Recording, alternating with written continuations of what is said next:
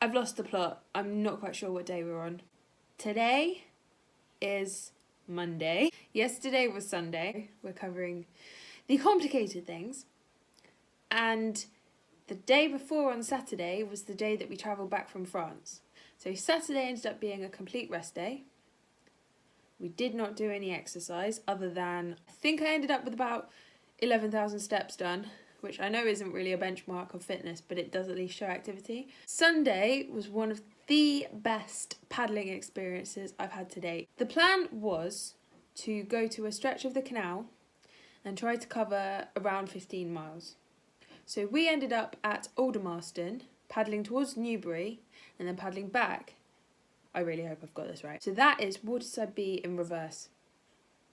For me, it was a completely new experience because I've never paddled on a canal.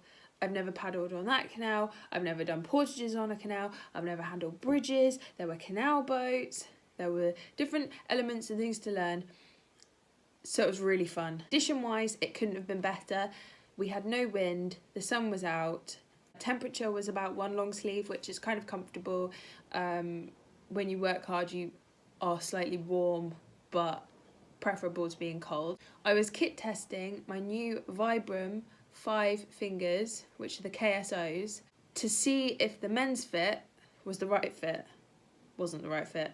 However, I am really impressed with those shoes.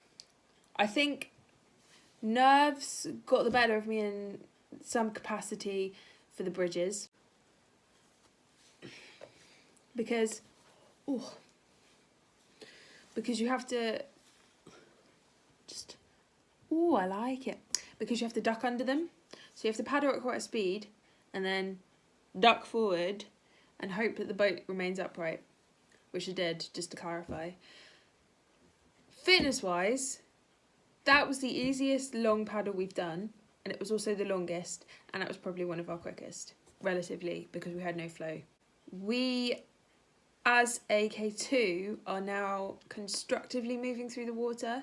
It's only taking us about a mile to settle, and then once we're settled, it's a really lively, positive amount of effort going through the water.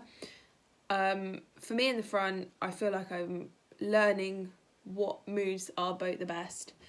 And as the person in the front, it's my responsibility to establish that and to stay on top of it. I think what's really, really interesting in our K2 is we're both coming at this with a keenness to take on our roles. So me in the front, it's my job. It's not just like a passive role, it's my job to steer.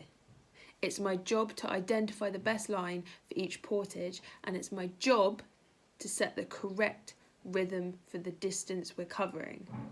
Mark, in the back of the K2, it's his job to follow my rhythm. It's his job to remain stable and to follow what I'm doing. So even if he doesn't agree with it, he's just got to, for the good of the K2, stay with me. So that's really positive. In terms of nutrition, I ate more yesterday before the paddle, and I think that's what's perhaps helped. Not just in terms of fitness, but I think mentally having more food on board enabled me to concentrate for longer, which is how we had a really good last 2 miles, because our speed went for the last 2 miles. Probably because we knew the finish line was coming up. Today I was in my K1, which the transition between the K2 and the K1 is becoming easier. I get in my K1 and I'm always twitchy, like I'm never going to get rid of that. But I get in it and I'm more confident in my stability.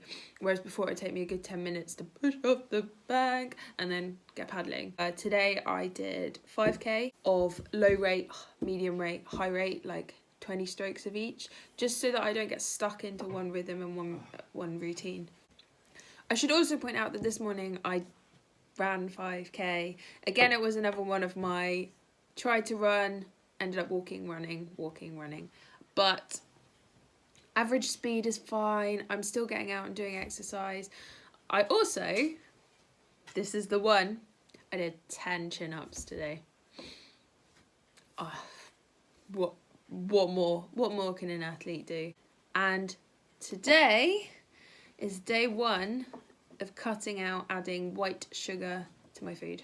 Aside from that, we're doing the K2 tomorrow, the time trial. I'm not sure if we're going to aim for a PB or just aim for a good 5K. I think the main takeaway from each of the sessions that we're doing at the moment is it's not so much how quickly are we going, what are these facts and figures coming back as, because I haven't at the moment, I'm not looking at a watch when we are paddling along, and that seems to be the crucial element in this training so far, is not being able to see the number means we're listening to our body and learning where those different benchmarks are in terms of speed, balance, everything else. I think if I could see we're going at 6.3 miles per hour, if I was having a good day and I saw we were going at that speed, I'd be like, okay, I don't have to do any more, I'm done.